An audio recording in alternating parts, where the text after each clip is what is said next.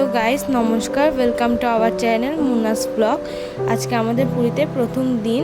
আমরা এসেই রেডি হয়ে চলে যাচ্ছি জগন্নাথ মন্দিরে।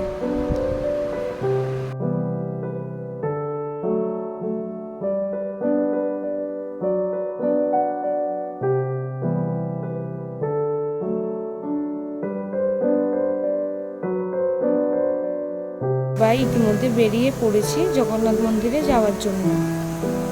রাস্তায় যেতে যেতে আমরা একটি মন্দিরও দেখতে পেয়েছিলাম, যা ছিল অনেক সুন্দর, যা ছিল রাধাকৃষ্ণের মন্দির। মন্দিরটি কারুকার্যও ছিল অনেক সুন্দর। আমরা সবারই মন্দিরটি দেখে অনেক ভালো লেগেছিল।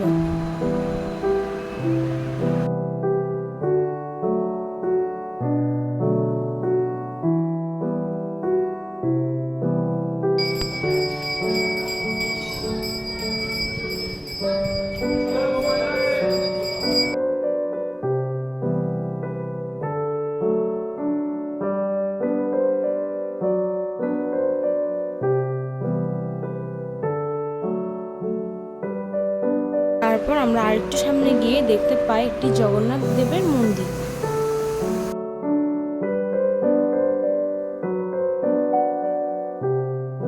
তারপর আমরা পৌঁছে গেলাম জগন্নাথ দেবের মন্দিরে। মন্দিরের ভেতরে মেইন যেখানে জগন্নাথ ঠাকুর রয়েছে সেখানে ভিডিও করা অ্যালাউ না, তাই আমরা সেটা ভিডিও করতে পারিনি। আর বাকি সব মন্দিরে ভিডিও করা হয়েছে। দেখুন জগন্নাথ মন্দিরটি কি সুন্দর।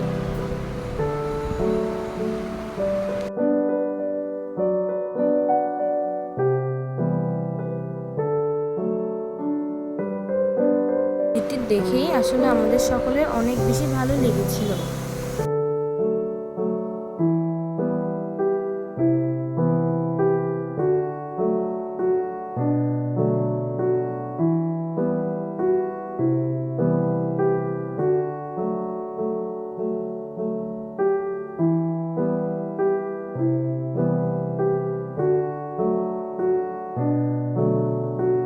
জগন্নাথ মন্দিরে গিয়ে প্রথমে আমরা দেখতে পাই একটি বাসনবাড়ি মন্দির, যা ছিল অনেক সুন্দর। আমরা তার দর্শন করি। দর্শন করার পর আমরা চলে গেলাম জগন্নাথ দেবকে দর্শন করার জন্য মেইন জগন্নাথ মন্দিরে। তো সেখানে ভিডিও করা অ্যালাউ ছিল না, তাই আমরা ভিডিও করতে পারিনি। তারপর আমরা সেখান থেকে স্বর্গদ্বার দিয়ে চলে গেলাম বিচে। আসলে জায়গাটির নামই ছিল স্বর্গদ্বার, তা সুন্দরও ছিল স্বর্গের মতো।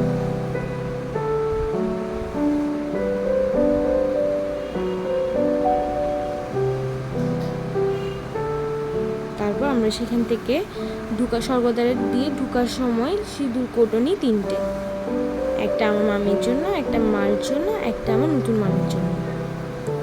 আমরা চলে আসলাম স্বর্গদ্বারের বিচে। এসে আমরা চারদিক দেখতে লাগলাম, যা অনেক সুন্দর ছিল।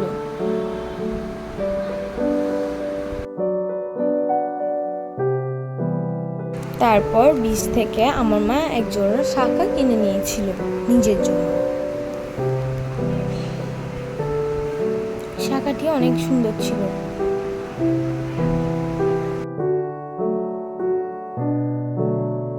শাঁখা কেনার পর আমরা কিছুক্ষণ ফটো সেশন করলাম, মজা করলাম, ছবি তুললাম।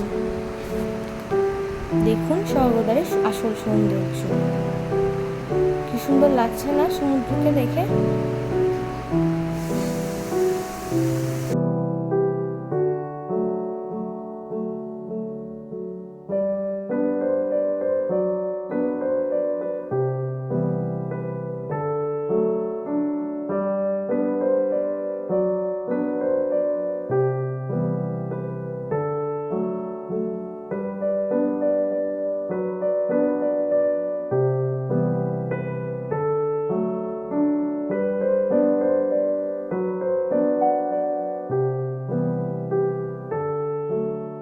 তারপর আমরা ঘুরে করার একটু পরে ব্যাগ কেনার পরে সন্ধ্যাবেলায় শুরু হলো সেখানে সন্ধ্যা আরতি। আরতিটি ছিল অনেক সুন্দর, আপনারাও দেখে নিন আরতিটি।